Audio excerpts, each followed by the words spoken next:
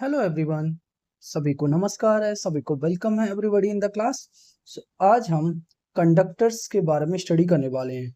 Conductors क्या होती है, इसकी प्रॉपर्टीज क्या होंगी और इसकी एप्लीकेशन क्या होंगी, और डिफरेंट डिफरेंट टाइप्स के कंडक्टर की इलेक्ट्रिक फील्ड क्या होगी, पोटेंशियल क्या होगी, और अगर हम कंडक्टर को ग्राउंडिंग कर देते हैं तो क्या चेंजेस आ जाते हैं, हॉलो कंडक्टर, सॉलिड कंडक्टर और कॉन्सेंट्रिक कंडक्टर। अगर कॉन्सेंट्रिक कंडक्टर में हम आउटसाइड को ग्राउंडिंग करते हैं, इनसाइड को ग्राउंडिंग करते हैं, तो उसके क्या क्या पॉसिबिलिटीज हो सकती है और उससे चेंजेस क्या आ सकते हैं। फिर उसके बाद इलेक्ट्रोस्टैटिक प्रेशर, ये सब चीजों को आज हम इन लेक्चर में डिस्कस करने वाले हैं। सो हम सबसे पहले देख लेते हैं कि हम इसमें क्या क्या कवर करने वाले हैं, कंटेंट्स में हम क्या क्या चीजें कवर करने वाले हैं, क्या क्या चीजें कवर करने वाले हैं। जिसमें हमें देखना होगा, सबसे पहले हम इंट्रोडक्शन टू कंडक्टर्स। सबसे पहले देखेंगे हम कि कंडक्टर क्या होते हैं, इसके एग्जाम्पल क्या होंगे। इंट्रोडक्शन टू कंडक्टर्स और इसके एग्जाम्पल। फिर इसके बाद देखेंगे कंडक्टर्स इंपॉर्टेंट क्यों हमारे लिए। इसके बाद इसका physical meaning of conductor, means हमें कंडक्टर का फिजिकल मीनिंग, मीन्स हमें कंडक्टर क्या बताते हैं। फिर इसके बाद हम डिस्कस करेंगे प्रॉपर्टीज ऑफ कंडक्टर्स, जिसमें हम पढ़ेंगे electric field. Electric field inside conductor zero क्यों होती है और इसका मैथमेटिकल एक्सप्लेनेशन। फिर पोटेंशियल इनसाइड कंडक्टर कांस्टेंट होता है, charge resides only on surface. Electric field हमेशा नॉर्मल टू सरफेस होती है, charge surface charge density higher होती है एट शार्प पॉइंट्स पर, और इसकी एप्लीकेशन। फिर इसके बाद हम फाइंड करेंगे electric field due to conducting sphere, electric field due to conducting sphere and potential due to conducting sphere. फिर इसके बाद हम फाइंड करेंगे potential due to conducting sphere. फिर हॉलो कंडक्टिंग स्फीयर हमारे लिए होंगे। फिर इसके बाद electrostatic shielding, electrostatic shielding and then after electrostatic pressure on conductor, electrostatic pressure कितना लगेगा कंडक्टर पर। फिर इसके बाद grounding of conductors, grounding on conductors means conductor को ग्राउंड कर दिए तो क्या क्या चेंजेस आ जाते हैं। फिर इसके बाद हम पढ़ेंगे ग्राउंडिंग केसेस, इसके करस्पॉन्डिंग क्या क्या केसेस पॉसिबल हो सकते हैं, positively charge conductor, negatively charge conductor, grounding in presence of external charge और एप्लीकेशन। और इसके बाद हम capacitance of isolated conducting sphere भी देखेंगे, और एक पर्टिकुलर लेक्चर में कैपेसिटर के लिए भी अच्छे से डिटेल में मैं डिस्कस करूंगा। और इसके बाद हम देखेंगे energy store in conducting sphere, energy कितनी स्टोर होती है कंडक्टिंग स्फीयर में, real world application of conductors, और उसके बाद कुछ स्टैंडर्ड एग्जांपल देख लेंगे जिसमें न्यूमेरिकल, और उसके बाद इंपॉर्टेंट फार्मूला सीरीज, और उसके बाद हम कंक्लूजन कर देंगे ये तुम्हारे कंडक्टर का। आज का हमारा मेन एम कंडक्टर्स को समझना, उसकी प्रॉपर्टीज को समझना, उसके करस्पॉन्डिंग डिफरेंट डिफरेंट एप्लीकेशन और क्या क्या पॉसिबल हो सकता है। तो हम स्टार्ट करते हैं सबसे पहले कंडक्टर। Introduction to conductor. हम कंडक्टर की डेफिनेशन क्या बताते हैं, a conductor is a material in which electric charge can move freely, जिसमें इलेक्ट्रिक चार्ज फ्रीली मूव कर जाए throughout the material. Means conductor वह मटेरियल होता है जिसमें इलेक्ट्रिक चार्ज इजीली मूव कर जाए freely throughout the material. इसके एग्जांपल की बात करें तो हमारा एग्जांपल है copper, aluminium, silver, gold and graphite, ये सब इसके एग्जांपल हो जाएंगे। अब हमें अगला है कि हमें conductor, why conductor are important, conductor important क्यों है। कंडक्टर इंपोर्टेंट क्या है, यूज इन इलेक्ट्रिकल सर्किट्स, इनको यूज करते इलेक्ट्रिकल सर्किट्स में, helps in transfer of electric charge, ये हेल्प करते किसमें, transfer of electric charge, essential in capacitors and shielding, ये किसमें इसेंशियल है, जरूरत है हमारे लिए किसमें, कैपेसिटर्स में और शील्डिंग्स वगैरह में। यूज इन इलेक्ट्रोस्टैटिक एक्सपेरिमेंट्स, इसको यूज करते हैं इलेक्ट्रोस्टैटिक एक्सपेरिमेंट्स में। Protects devices from electric shocks, ये प्रोटेक्ट करते हैं हमें किससे, प्रोटेक्ट करते हैं डिवाइसेस को फ्रॉम इलेक्ट्रिक शॉक से। इसके बाद इसके फिजिकल मीनिंग की बात करें कंडक्टर्स की, सो हम समझ सकते हैं फिजिकल सिग्निफिकेंस के बारे में। Conductors contains free electrons which can move under electric field, conductors क्या करते हैं, फ्री इलेक्ट्रॉन कंटेन करते हैं जिसमें फ्री इलेक्ट्रॉन्स इजीली मूव कर जाते हैं अंडर इलेक्ट्रिक फील्ड। अब इसके बाद हम माइक्रोस्कोपिक एक्सप्लेनेशन को समझने की कोशिश करें। Metals contains free electrons, metals क्या करते हैं, फ्री इलेक्ट्रॉन्स कंटेन करते हैं। These electrons can move when electric field is applied, और ये इलेक्ट्रॉन्स मूव करते हैं जब हम इलेक्ट्रिक फील्ड अप्लाई करते हैं। सो इससे क्या होता है, redistribution continuous until equilibrium reach. जैसा क्या होता है मेटल्स के अंदर, फ्री इलेक्ट्रॉन्स होते हैं। और सो मेटल्स के अंदर फ्री इलेक्ट्रॉन होते हैं और वो इलेक्ट्रॉन्स फ्रीली मूव कर जाते हैं अंडर इलेक्ट्रिक फील्ड। और इससे क्या होता है, रीडिस्ट्रीब्यूशन होता है जब तक इक्विलिब्रियम रीच ना हो। अब प्रॉपर्टीज ऑफ कंडक्टर की बात करें हम जिसमें, so electric field inside conductor is zero. Electric field inside conductor zero होती है। इसका मैथमेटिकल एक्सप्लेनेशन हम देखते हो। देखो, if electric field exist inside conductor, अगर electric field inside conductor exist होती तो force is equal to charge into electric field होता। And free electrons move continuously, free electrons move continuously. But at electrostatic equilibrium, जब electrostatic equilibrium पे motion क्या हो जाता है, स्टॉप हो जाता है। इलेक्ट्रोस्टैटिक इक्विलिब्रियम पे मोशन स्टॉप हो जाता है, तब हम कहते हैं कि इलेक्ट्रिक फील्ड जीरो हो जाता है। इलेक्ट्रिक फील्ड जीरो हो जाता है। अगर इलेक्ट्रिक फील्ड जीरो हो जाएगा तो फोर्स इसमें जीरो हो जाएगा। सो हम बता रहे हैं कि हम मान के चलते electric field inside conductor zero होता है। Electric field inside conductor zero क्यों होता है? If electric field exist inside the conductor then force is equal to charge into electric field. But free electrons move continuously. But free electrons क्या होता है, would continuously move करते हैं। But at electrostatic equilibrium motion क्या हो जाता है, stop हो जाता है। सो हैंस हम कह सकते हैं मोशन स्टॉप हो जाता है, इसलिए electric field inside conductor zero होनी चाहिए। और electric field inside conductor zero होना चाहिए तो हमें पता है कि पोटेंशियल इनसाइड कंडक्टर कांस्टेंट होगा, क्योंकि इलेक्ट्रिक फील्ड क्या होता है, minus gradient of potential. If electric field is zero then potential inside conductor is constant. Potential inside conductor is constant. So एक पॉइंट और इसकी important property, charge resides only on surface. Means what they are telling कि charge excess charge move outward due to repulsion.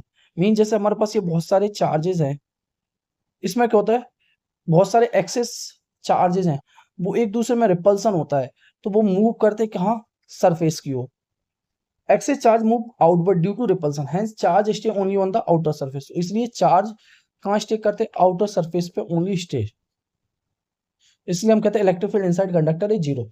Electric field at normal to sir, और electric field हमेशा normal to the surface, जैसे electric field perpendicular to the surface होती है। अब इसके दो components हैं, एक तो ई नॉर्मल और एक E tangential. So normal components only present, tangential component cause charge motion. So tangential component से क्या होता है, चार्ज का मोशन होता है, causes charge motion. At equilibrium हमें पता है इलेक्ट्रिक फील्ड जीरो हो जाता है, so tangential component make electric field zero. So only normal components exist. So tangential component causes charge motion, अगर टेंजेंशियल कंपोनेंट्स होगा तो उससे चार्ज का मोशन होगा। एट इक्विलिब्रियम हमें पता है tangential components, tangential electric field zero, so only normal components exist. अब इसके बाद एक और इंपॉर्टेंट प्रॉपर्टी है, charge surface charge density is higher at the sharp points and we know that surface sigma surface charge density is inversely proportional to 1/r।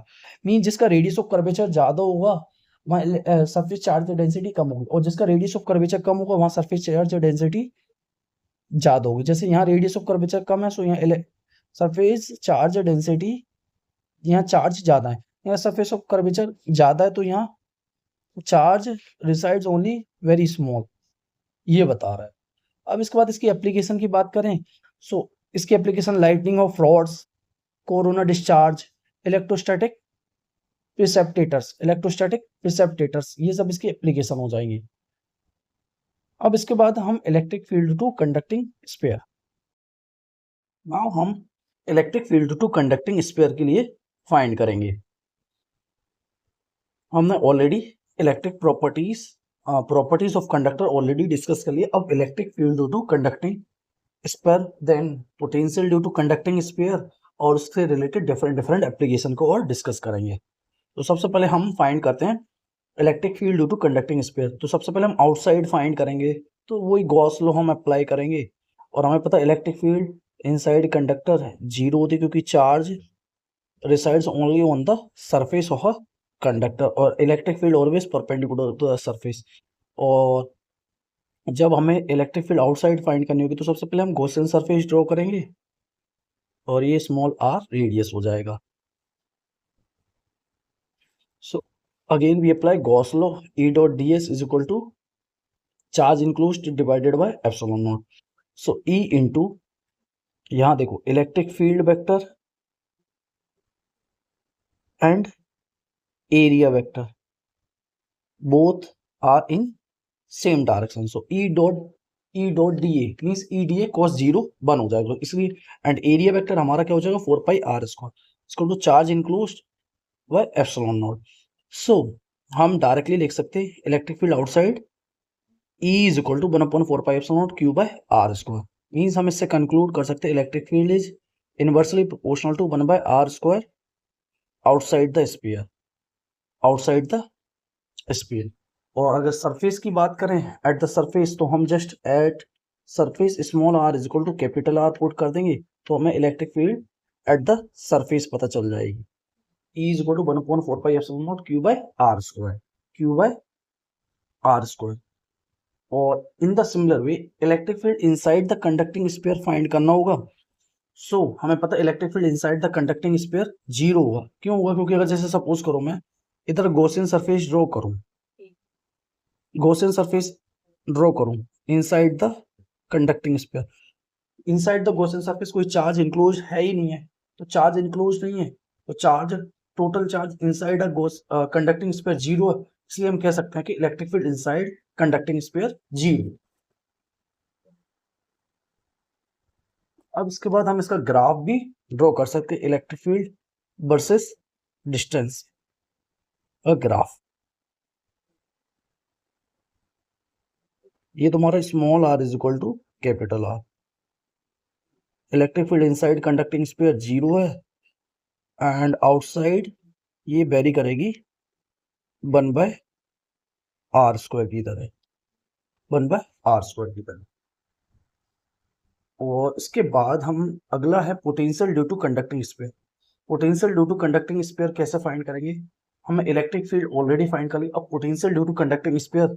सो सबसे पहले ये हम ऑलरेडी फाइंड कर चुके हैं, जस्ट एक बार बेसिक रिवीजन कर लेते हैं। Potential due to conducting sphere, so potential due to conducting sphere outside के लिए जाएंगे, ये देख एक मिनट, ये हमारा रेडियस आर है और हमें आउटसाइड पता करना है, यहाँ पॉइंट पी पे ये r. So outside the sphere it is like a point charge की तरह बिहेव करेगा, और जो कि पॉइंट चार्ज सेंटर पे है, तो पोटेंशियल के Q by R point charge के लिए, जो कि पोटेंशियल हमारा क्या हो जाएगा k Q by r. At the surface पे अगर हमें फाइंड करना होगा तो हम जस्ट पुट कर देंगे small are is equal to capital R, outside small are is greater than capital R, so K Q by capital R. और इनसाइड द स्फीयर ये एक अच्छा पॉइंट है जो कि इक्वल टू द सरफेस आती है, और जो कांस्टेंट होती है potential inside the sphere constant होती है। इसको मैं थोड़ा मैथमेटिकली प्रूव करने की कोशिश करता हूँ, क्योंकि कई बार ये डाउट्स आता है कि सर ये कैसे होगा। देखो जैसे हमें पता है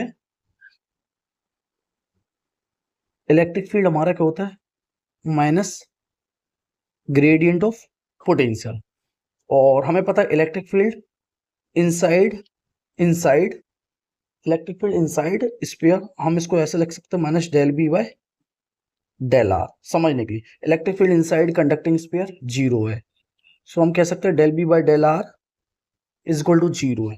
मीन्स हम इससे कंक्लूड कर सकते हैं कि पोटेंशियल कांस्टेंट होगा inside conducting sphere, potential constant होगा inside a conducting sphere. So potential constant होगा इनसाइड अ कंडक्टिंग स्फीयर, और जिसकी वैल्यू होगी potential that is equal to the surface of the conducting sphere, k Q by capital R, k Q by capital R. अगर इसका graph मैं draw करने की कोशिश करूं तो ये देखें, हम ग्राफ ड्रॉ करते हैं, इसका भी ग्राफ ड्रॉ करेंगे।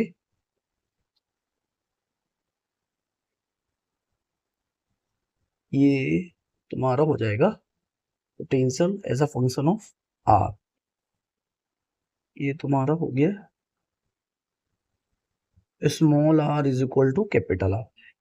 Inside the conducting sphere potential is constant है, और इसके बाद ये डिक्रीज करता है as a 1/r, as a decrease करता है 1/r की तरह, 1/r की तरह। सो ये तुम्हारा ग्राफ हो गया। अब इसके बाद एक और हम जो एप्लीकेशन ले लेते हैं, hollow conducting, sorry hollow conducting sphere के लिए इलेक्ट्रिक फील्ड इनसाइड और eight the surface. hollow conducting sphere के लिए इलेक्ट्रिक फील्ड इनसाइड हमें पता है, इनसाइड इलेक्ट्रिक फील्ड कंडक्टर के लिए 0 होती है कि, और inside conducting material also electric field 0 होती है, और outside it is act as a point charge और जिसकी वैल्यू KQ/R² होती है।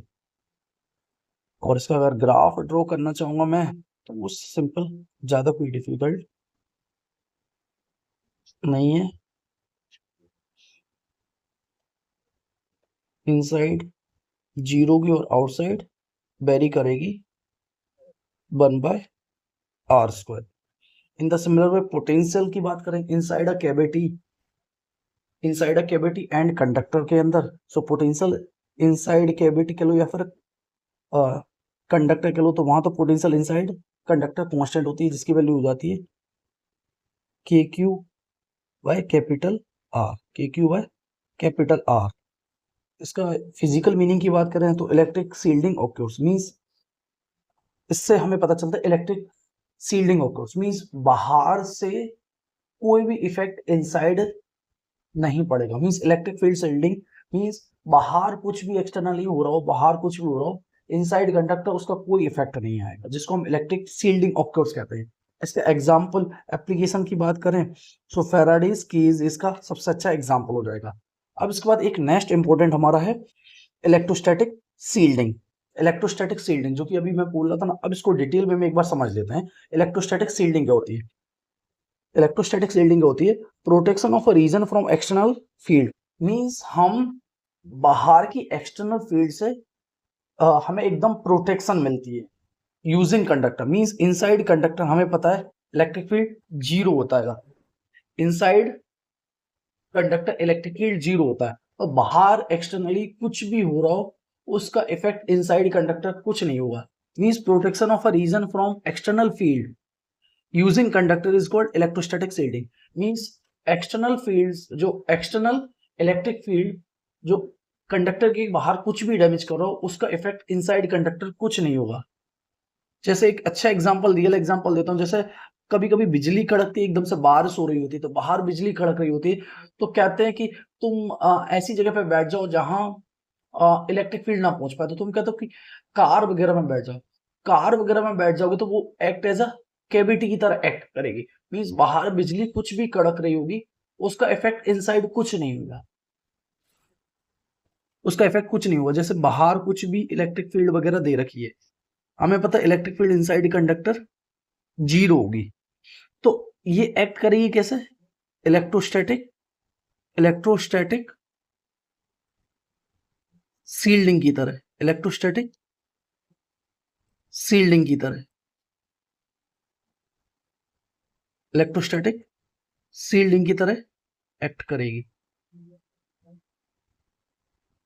So protection of a region from external electric field using conductor is called electrostatic shielding. और इसकी application की बात करें सो इसका सबसे एक तो एयरक्राफ्ट सेफ्टी के लिए केबल शील्डिंग, माइक्रोवेव ओवंस वगैरह में हम कंडक्टर का यूज करते हैं जिससे बाहर का कुछ भी इफेक्ट इनसाइड कुछ भी ना जा पाए। इलेक्ट्रॉनिक प्रोटेक्शन वगैरह में। अब इसके बाद नेक्स्ट इंपॉर्टेंट टॉपिक जो कि बहुत है, एक इसको और डिस्कस कर लेते हैं, एक इसका डेरिवेशन डिटेल में समझ लेते हैं। Electrostatic pressure on conductor. Electrostatic pressure on conductor means conductor पे कितना प्रेशर लगता है ड्यू टू चार्ज, और बाहर की ओर लगता है और क्यों लगता है। सो हम कह सकते हैं electrostatic pressure is the outward force. Electrostatic pressure is the outward force पर unit area acting on a conducting surface. Means electrostatic pressure पे जो आउटवर्ड फोर्स पर यूनिट एरिया जो फोर्स लगता है ऑन अ कंडक्टिंग स्फीयर, उसी को हम कहते हैं इलेक्ट्रोस्टैटिक प्रेशर। मींस जैसे सपोज करो, मैं तुम्हें बताता हूं, इसको समझते हैं। जैसे ये चार्ज हमारे यहां है,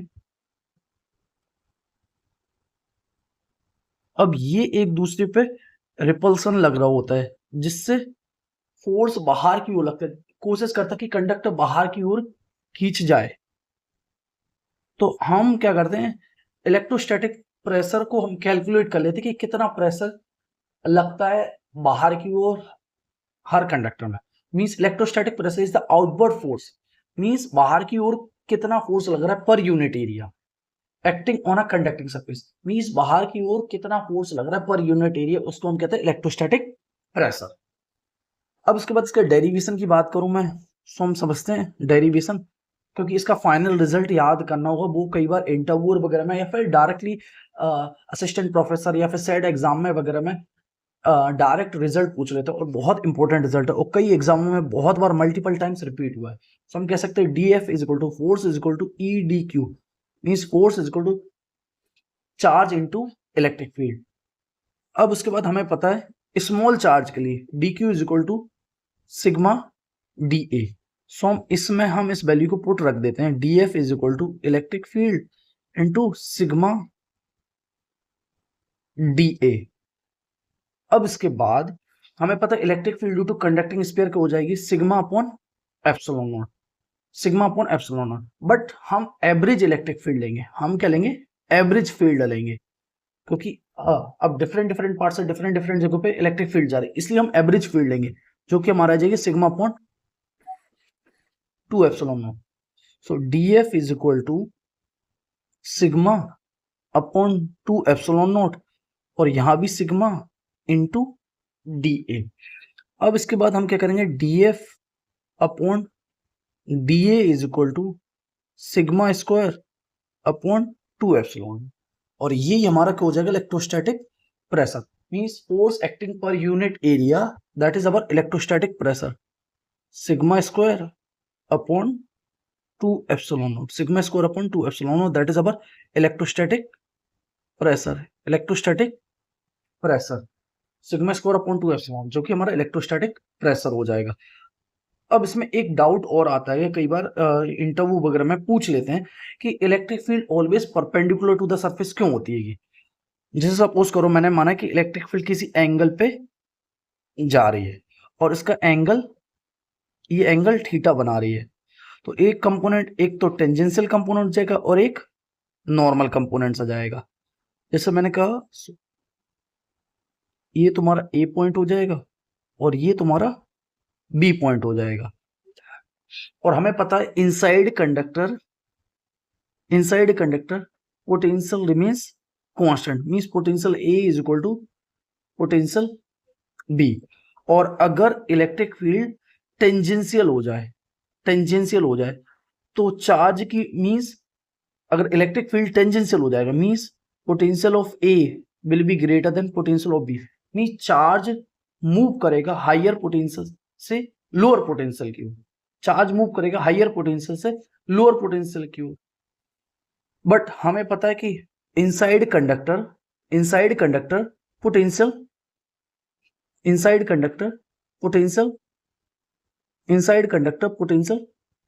कांस्टेंट रहता है, इनसाइड कंडक्टर पोटेंशियल कांस्टेंट रहता है। और अगर ये कंडीशन हो जाती है तो ये कॉन्ट्राडिक्शन हो जाएगा, क्या हो जाएगा, कॉन्ट्राडिक्शन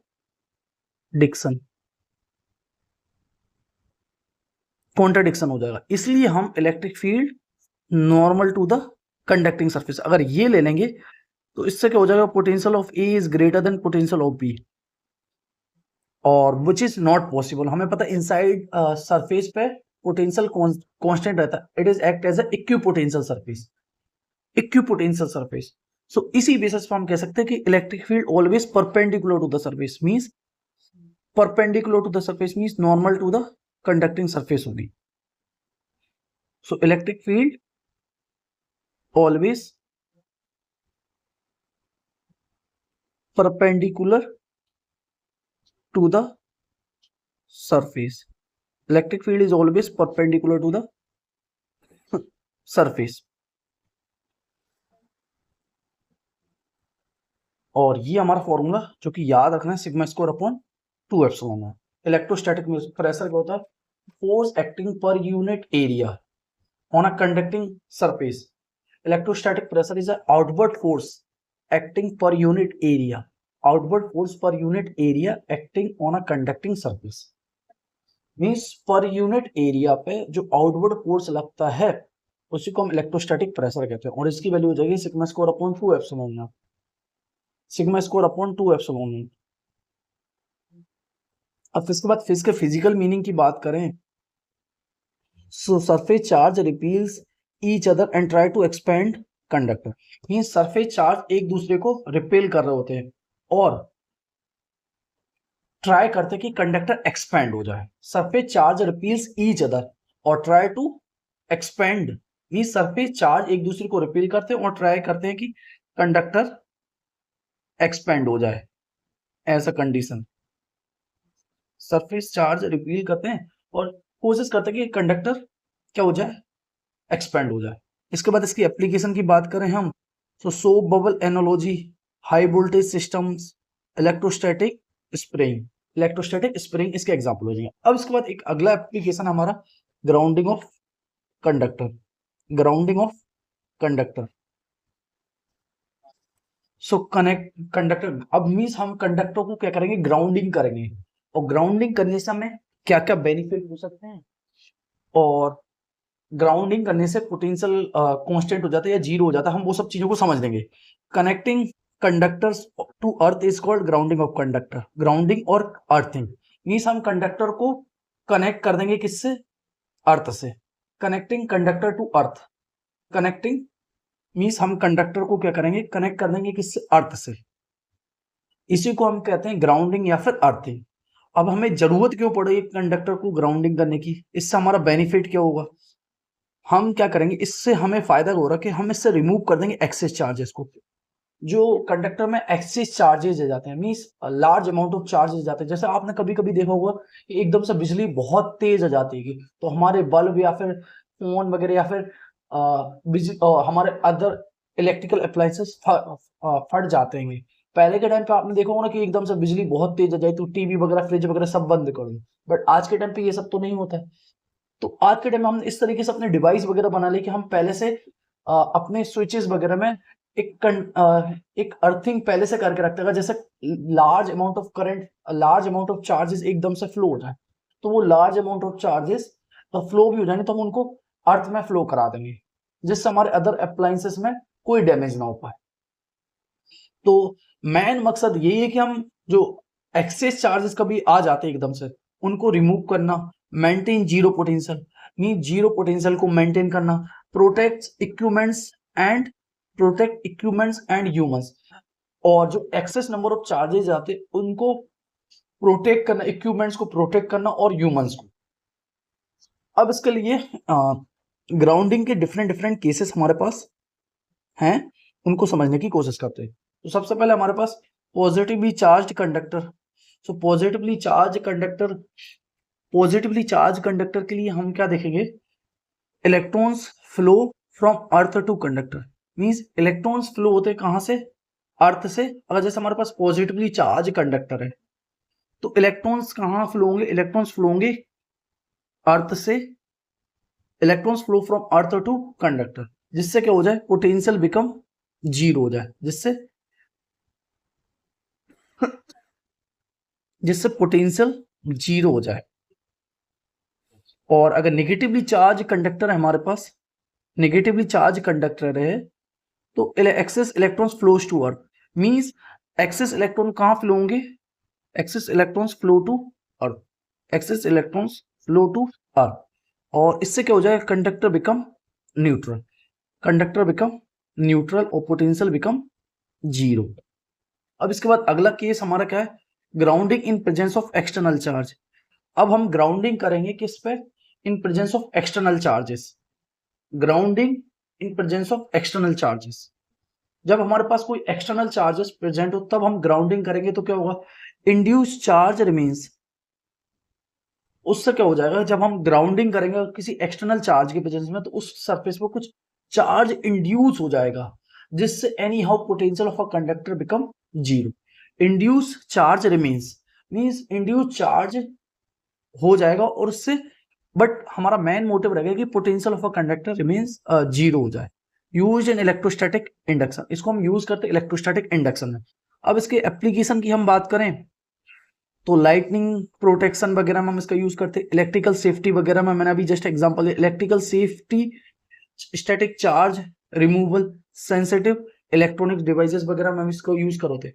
अब इसके बाद एक और इंपॉर्टेंट टॉपिक है capacitance of isolated conducting spheres. Means capacitance क्या हुआ आइसोलेटेड कंडक्टिंग स्पेयर का, capacitance of isolated conducting sphere. So capacitance क्या होता है, चार्ज डिवाइडेड बाय पोटेंशियल, और पोटेंशियल हम अभी देख के आए कंडक्टर का क्या होता है k Q by r, k Q by capital are inside the surface, या फिर कंडक्टर एट द, या फिर पोटेंशियल एट द सरफेस पे। अब इसके बाद हम देखेंगे पोटेंशियल को इससे डिवाइड करेंगे तो कैपेसिटेंस क्या आ जाएगा, C is equal to 4 pi epsilon naught r, C is equal to 4 pi epsilon naught r. और इसके बाद इसके फिजिकल मीनिंग की बात करें हम, so large sphere store more charge, means जो लार्ज स्पेयर होता है वो स्टोर करेगा मोर चार्ज। और इस समय पता चल रहा है कि कैपेसिटेंस मींस कैपेसिटेंस डिपेंड्स करता है only on radius of a conductor पे और मीडियम ऑफ अ कंडक्टर पे। मीडियम मींस किस मीडियम में, मींस कौन से मीडियम में तुम कंडक्टर को रख रहे हो, वो डिसाइड करता है कि वो कितने चार्ज को स्टोर कर पाएगा। तो लार्ज स्पेयर मीन जितना बड़ा स्पेयर होगा उतनी ज्यादा चार्ज को स्टोर कर पाएगा। अब इसके बाद energy stored in conducting sphere means कितनी एनर्जी स्टोर करता है कंडक्टिंग स्पेयर। हमें पता है पोटेंशियल इज इक्वल टू 1/2 के क्यू वी, पोटेंशियल एनर्जी हो जाएगा 1/2 क्यू वी।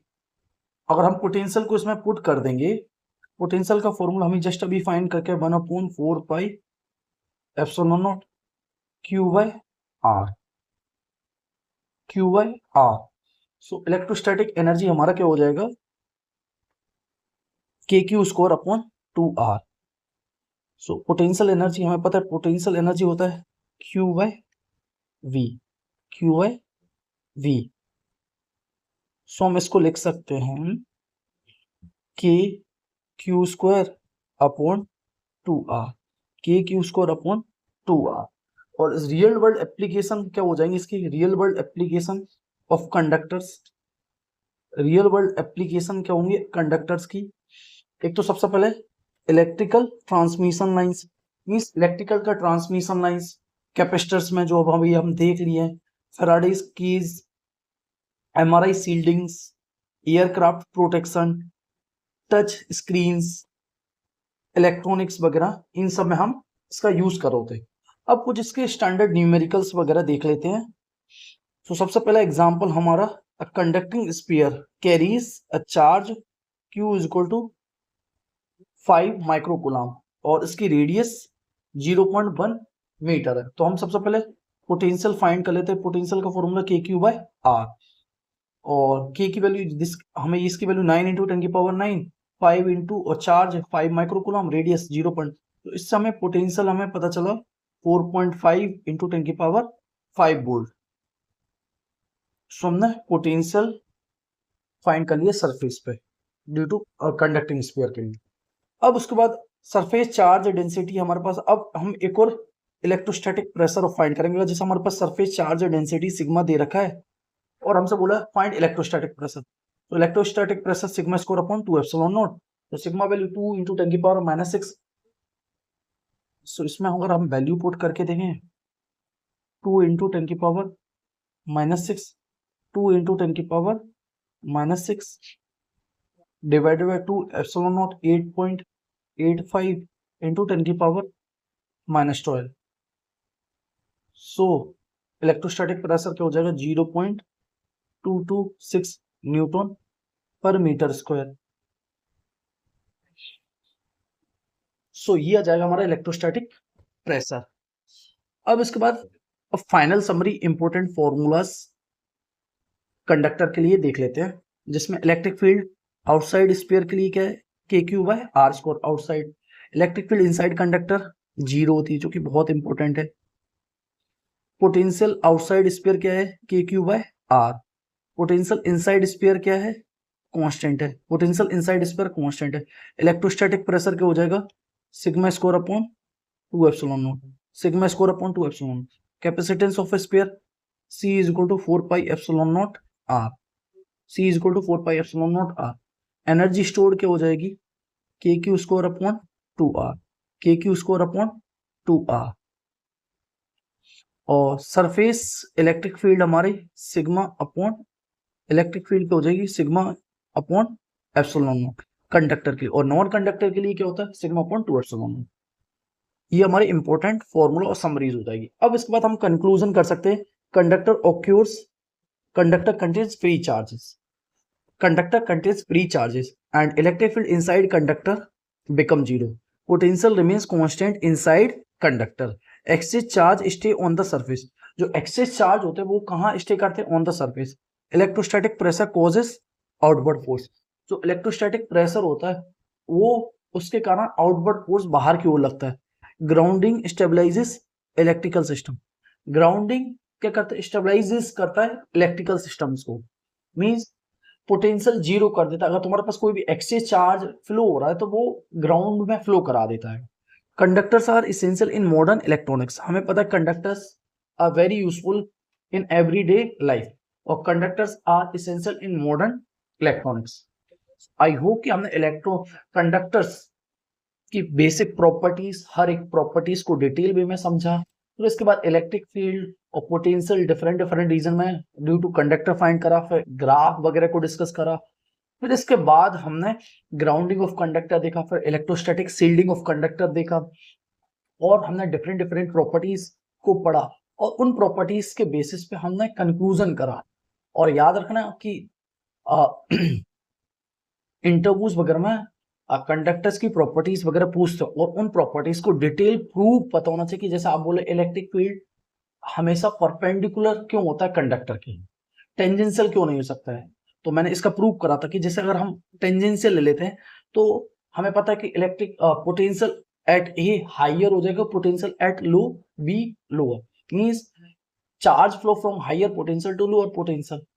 अगर ऐसा होगा बट हमें पता है कि पोटेंशियल एट द सरफेस पे कंडक्टर पे क्या होता है कांस्टेंट रहता है, सेम रहता है. अगर ऐसा हो जाएगा चार्ज फ्लो होने लगेगा तो ये प्रॉपर्टी हमारी जो कंडीशन है उसको कॉन्ट्राडिक्ट कर जाएगा. इसलिए हम मान के चलते कि इलेक्ट्रिक फील्ड ऑलवेज परपेंडिकुलर होता है कंडक्टर की. तो इसी बेसिस पे हम कंक्लूड कर सकते हैं कि हमने कंडक्टर को बहुत डिटेल वे में डेप्थ वे में समझा है और इसके जो भी मेन पॉसिबल थिंग हो सकते हैं उनको हमने डिटेल वे में अच्छे से समझा है. So we will meet. Please अगर लेक्चर अच्छा लगा हो और मजा आया हो और जहां कहीं भी डाउट्स हो तो कमेंट सेक्शन में डाउट क्लियर कर लें. मैं ट्राई करूंगा आपके जो भी डाउट्स क्लियरिटी जो भी प्रॉब्लम है उनको सॉर्ट आउट करूं और आपके हर एक क्वेश्चन का आंसर कर सकूं. प्लीज लाइक करें, शेयर करें और सब्सक्राइब करें और अपने सभी दोस्तों के साथ सो दैट मुझे भी और मोटिवेशन मिल सके आपके लिए और अच्छा बेटर क्वालिटी ऑफ कंटेंट बना सकूं. So we will meet very soon in the next lecture. Take care, keep it up. Bye bye.